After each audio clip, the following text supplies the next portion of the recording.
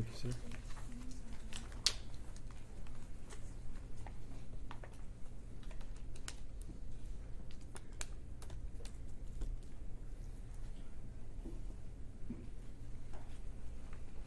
Whenever you're ready, Alex.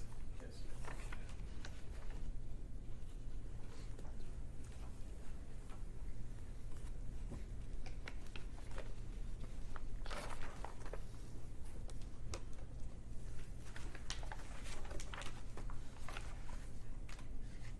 Good morning, everybody. Thanks for coming.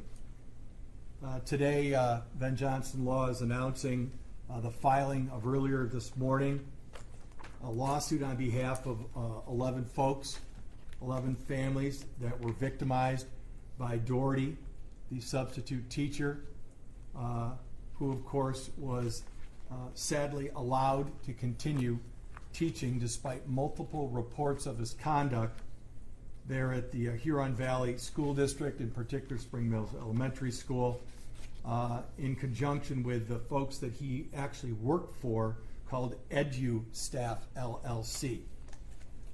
Daugherty, as many of you know from the criminal case, was convicted on a total of 6 counts of criminal sexual conduct in the 2nd degree.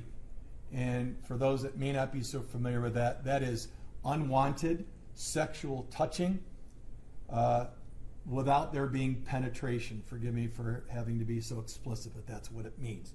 He was convicted on 6 counts where there were 3 victims primarily being who came forward, and the prosecution chose to issue those charges. That's not to say there weren't others, because we know there were, but that's what they chose to do. And Anthony, if you'd please put up the judgment of the sentence where he was convicted on those 6 counts and has been sentenced to 10 to 15 years for those crimes. So we have, again, 11 different folks, 11 different families who were victimized yet again because of public school personnel who did not do the job that they were required to do under the law. Primarily is to keep their eyes and ears open, and if they have, quote, reasonable cause to suspect, end quote, reasonable cause to suspect that a child is being sexually touched, it is their obligation under the law to really do one thing and one thing only. It is not to investigate themselves and decide whether or not those charges or those allegations are true. Their job is to report it to Child Protective Services, CPS, and also therefore the authorities, which would be the police.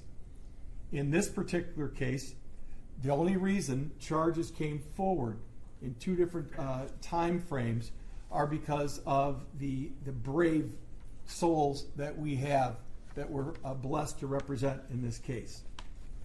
One of the victims of Daugherty is this strong, incredible woman to my left, Hannah Bone.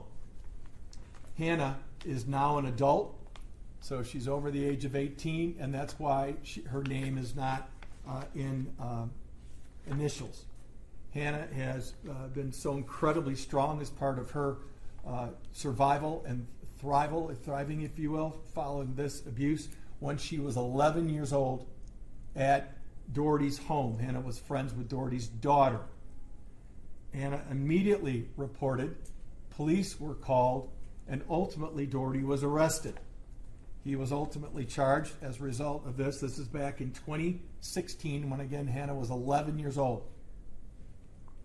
He was charged with 2nd degree CSC and the identical charges that he was convicted of in this case, and you'll see, and it is our position that that's no accident. That was this predator's habit and routine. That's what he did. And he was going to do it as long as he was allowed to do it. And sadly, the folks at Spring Mills made it possible for him to continue as long as he did, and didn't stop the abuse from happening to so many other girls in their school. Hannah, when she brought these charges, of course, being 11 years of age, and her parents guiding her to the best of their ability, did what any folks who would do in that situation. They listened to the Oakland County Prosecutor's Office about the strengths, the weaknesses of the case, and what to do. Hear me out. I am not here in any way besmirching what Oakland County Prosecutor's Office has done. Ultimately, they elected not to go forward with trial because they had an 11-year-old child versus the defendant, who of course was Daugherty, in a situation where it was two people and it was going to be a very difficult thing. Prosecutor recommended charges to be dismissed, and Hannah and her family, not even Hannah because it was her parents' decision, complied and said okay. So those charges were dismissed. And what's significant about that, though, is part of the charges, there were multiple orders of court. And one of the orders was a $25,000 personal bond. This is, again, in like August, September of 2016, folks, where Daugherty was prevented from having contact with anyone under the age of 18, including his own daughters, plural. And it was required to move out of the family home, then in White Lake, to keep his kids safe. Ultimately, that bond was, we call it supplemented, or it was changed to allow him to go back and live at home. But that was done after some time and motions filed. But he was working for EduStaff at the time. So without any question, EduStaff knew about this. Why is that important? Some folks are going to ask me today, I know you are, well, Johnson, wait a minute. If he wasn't convicted, he was charged, but it was dismissed. He was never convicted.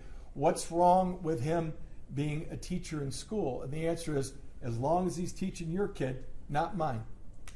Now, of course, I don't feel that way. But a teacher who teaches children, a teacher who teaches young children, once they have an investigation like this, they need, it's their responsibility and their employer's responsibility, who obviously knew about this situation, meaning the charges, to investigate and to make a decision about employment. He can't fail to bring it up. EduStaff, we know, and we'll have evidence at the time of trial, to prove that they knew at the time that was going on. How they allowed him to go into 12?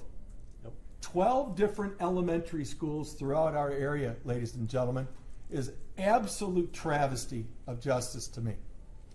And one of the many reasons why we're publicly speaking today is, ladies and gentlemen of the viewing public, listening public, if your child was inappropriately touched by Daugherty back in any time frame, please call my office, Venn Johnson Law, 855-VEN-FIGHTS, and please tell us what happened and when, so that we can get that information, because sadly what we've learned in child predator sex abuse cases like this, which include many things, including the Larry Nassar situation at MSU, as well as the Anderson situation at U of M, and many others, is that Hannah was not his first victim. So please, I know it's difficult, please come forward and share your information with us. And even if you say to me, I can't be a witness, your information will help us. So as we move forward in this lawsuit, and again, I want to commend Hannah Bohm to my left for her bravery, because she now, obviously, as an adult, has the right to make her decision whether to bring a case or not. And she has elected, just like she did back when she was 11, she reported, and thank God her parents reported they did everything the right way and should have put everyone on notice about what would happen if you allowed this predator in your school. As we move forward and our lawsuit describes, can you put the lawsuit up, the first page, Anthony, please? We filed the case this morning. We're in the United States District Court here in Detroit. Do you have a judge yet, Ken? We do not. The judge will be assigned likely later today or early tomorrow. And what we have discovered as part of not only the criminal trial, and again, I want to give a shout out to Karen McDonald, Oakland County prosecutor, in her office, who at least brought charges on Hannah's behalf, and then now brought charges later on for what we now know to be the abuse that began, again, at least documented abuse that we can prove, starting in 2019, so less than 2 full years after Hannah's prosecution was done. We have evidence in our case that starting in 2019, we have multiple young ladies who were sexually touched and abused. And then when you go through the years 2020, 2021, and we have more in 2023, and ultimately in 2024.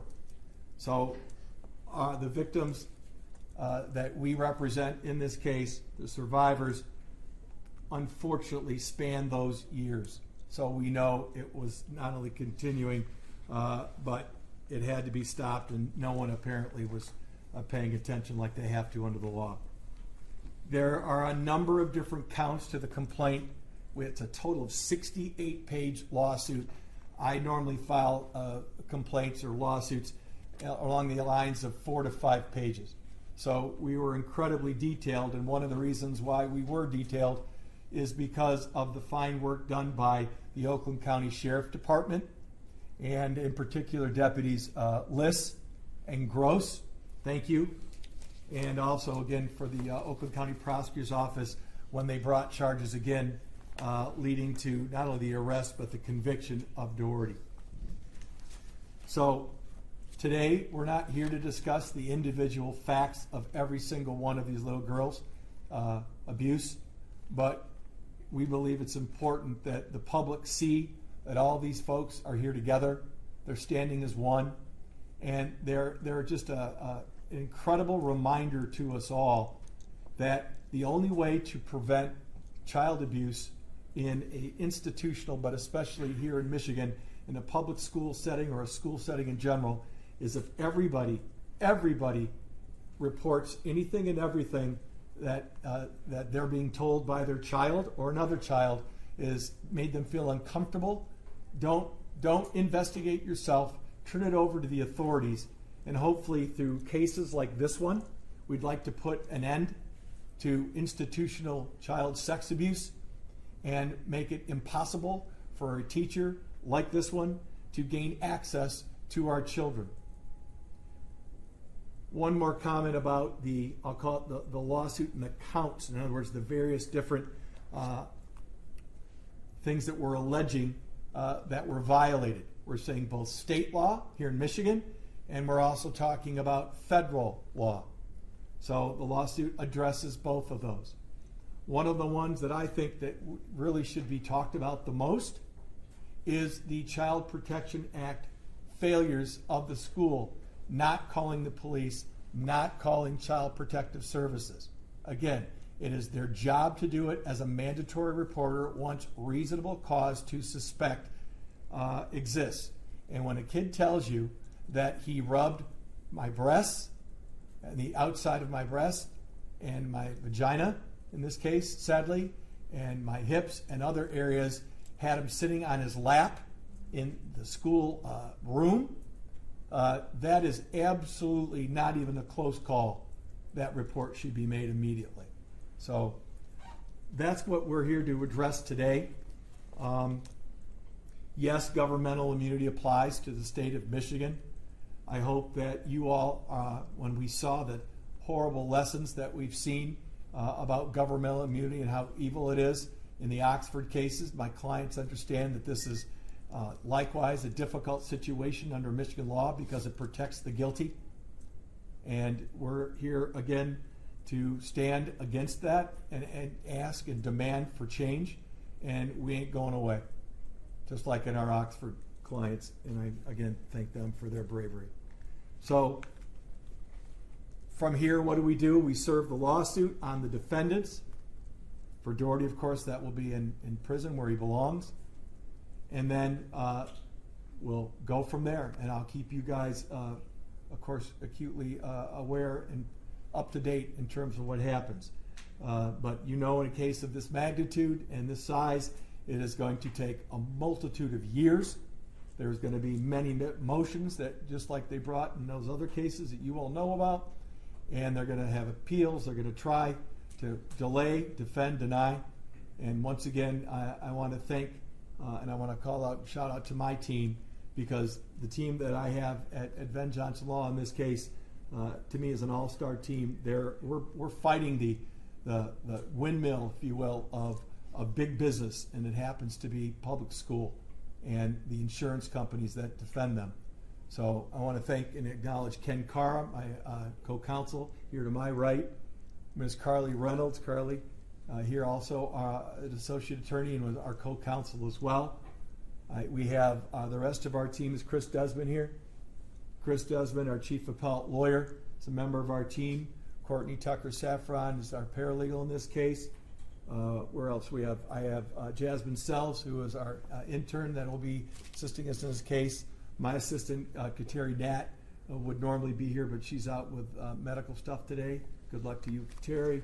And we want to thank Anthony Cairo, who does all of our trial IT work and computer work for display in court and in situations like this. So thanks you guys for all your hard work, and I appreciate you. All right. We apparently just were informed that Judge Judith Levy, who is out in Ann Arbor, she is our judge in this case. So that is a recent development. I'm willing to answer any questions that you may have. I'm going to tell you right now that I probably am going to err against individual questions today just because there's so many. I don't have everybody up here. I would want them up here, and I believe they all have the right to be up here, but for purposes of, you will, logistics, this is what we did, and I don't want any one person or any one family to feel like they didn't get their just say today. So I'm going to be real conscious of that. So, Alex, fire away. Thank you, Ben. Is it possible to ask a question to Erica? You can ask. Erica, you and I spoke outside court at the sentencing. Can you just speak to what your family has been through since this happened? As far as him being in jail, relief, we're relieved that he was found guilty, and we just want everybody else held accountable for their actions. That's all we're waiting on. And can you speak to the emotional toll that parents, children have all had to wade through? I could speak to it. The sad reality is words alone can't truly communicate that, Simon, as you know. When your child is sent to school, we all have the right under the law to assume that they're going to be in a safe environment. In school settings here in Michigan, but in particular, especially in a elementary school, there's this legal doctrine called in loco parentis. Simply means in the place of a parent. That's the obligation, that's the duties owed by people who work in a school, whether public or private, to each and every child, as if they are the parent of that child. And my question to each and every one of you, rhetorical as it may be, is if your daughter in particular said somebody sexually inappropriately touched, what does that do to your soul? You feel like you are to blame. It's our job as a parent to protect our kids. But when I have to take my kid and put him in school, which is the law, so we all do, and we want them to learn, we are giving that trust to the school. And then once that trust is so badly betrayed and violated, you as a parent feel, oh my God, I did this to my kid. And then to try to be there for your child who is now trying to process the sad reality of what it feels like to be a child sexual abuse victim and survivor. It is an impossible thing to put into words. So the child herself, in this case, the parents in this case, the suffering, it shouldn't be ever inflicted on anybody. But all of my clients have suffered in their own way. Some similarities, of course, but that's why it's important that they all have their own case against these folks, and that's why we're bringing them all together and showing one united community standing up to this systemic failure that allowed the abuse to continue. I hope I answered your question, Simon. Next question from Matt Farr with the Oakland Press. It sounds like the Oakland County Sheriff's Office and prosecutors have been cooperative in providing information. Have edu staff and Huron Valley Schools been cooperative to date, or will you need to go through discovery and court orders to get the information that you're seeking? Great question as always, Matt. Thank you. The Oakland County Sheriff's Department has been wonderful, but you have to understand, during a criminal case, when I don't have a subpoena, because I'm not a criminal lawyer, I'm a civil lawyer, so I can't force anybody to give me anything. I don't even try to get information from edu staff or the school district. They would never give it to me, okay? So that they'll wait for subpoenas that I now have the ability to issue since a case is filed.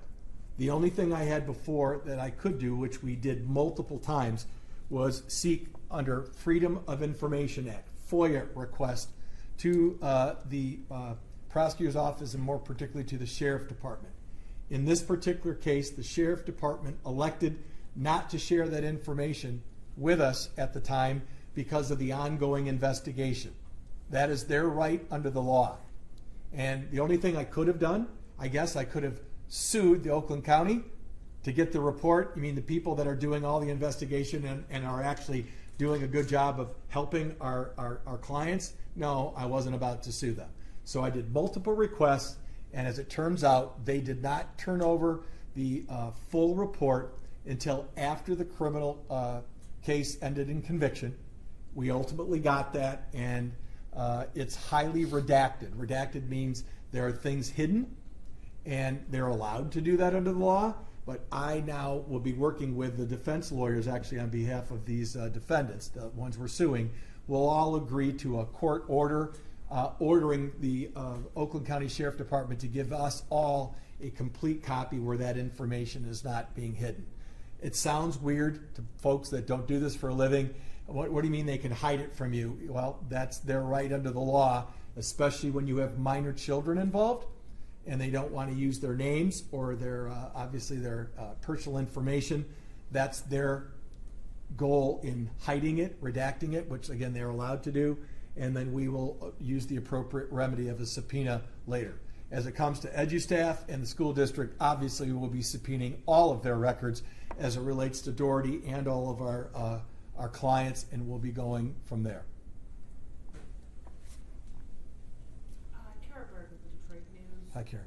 I have two questions. Yes, ma'am. One for you, Ben. Are all three of the convicted survivors, are they in the lawsuit? Yes. Okay. And then Hannah, for you, what was it that made you want to come forward and use your name and speak publicly about this? The bravery of the little girls really made me want to be brave too and come back, pretty much. And how old are you now? I am 20. Next question from Lily Altavino at the Detroit Free Press. Are there any loopholes in state law that should be looked at in terms of allowing sexual abuse of kids in school to happen? Yes, Lily, I think there are many things that we should be doing a lot better. In this case, will be a perfect example of that, although we've had multiple examples of this in other cases in our area that you folks may not even know about. But there is an obligation for teachers to come forward and report if they've not just convicted, but if they've been investigated for allegations of inappropriate contact with minors. And there should also be the same onus on the employer. If the employer I would say, knew or should have known under the circumstances, like they obviously knew, edu staff in particular knew about Hannah's criminal prosecution of Daugherty. How did Spring Hill not know, Spring Mills? How did they not know, or did they know, and they just took the risk and gambled? Which, if they did that, it would be, just imagine having a vote at a school board. And how many people here think it's okay, since he was alleged here but he didn't get convicted, to have him in a room with your little girl? And I'm guessing you would not have had a single hand. So we need to make sure that our laws are crystal clear, that once there have been any investigation and allegations into that they be fully and completely investigated, and that these folks not be allowed in our classrooms without that information being available. There's too many other teachers out there. I know that there's a shortage of teachers right now. We don't need to put predators into classrooms because we're having some difficulty finding teachers. I don't think that's a very good trade-off. Then what background checks were conducted before Daugherty was hired? Tell you when we get discovery as to EduStaff and to Spring Mills. I don't know right now off the top of my head, but we will get to the bottom of that and we'll be happy to share that. I will tell you no matter what is it was inadequate, because if it allowed this predator to be in a room, then they weren't paying attention to what was out there in the public domain even. The Huron Valley District has previously said, well, we saw this, or it didn't pop up on the background check because he wasn't convicted. Is that enough? No, and I don't believe that to be true.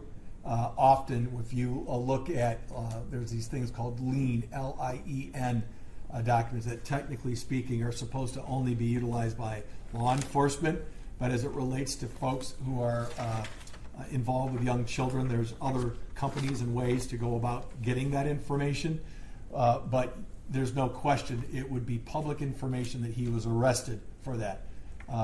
And so, without any question, and EduStaff, in the unlikely event that Spring Mills didn't know, EduStaff should have made them aware so that Spring Mills could do their due diligence and conduct whatever investigation they felt to be necessary that would therefore result in their kids being safe in their school. And you could say, couldn't that vary from one school to another? And that's the answer to yes, because we don't have enough laws on the books here to make this mandatory and to enforce punishment, folks, of the folks that don't do this. There should be punishment, potentially criminal charges.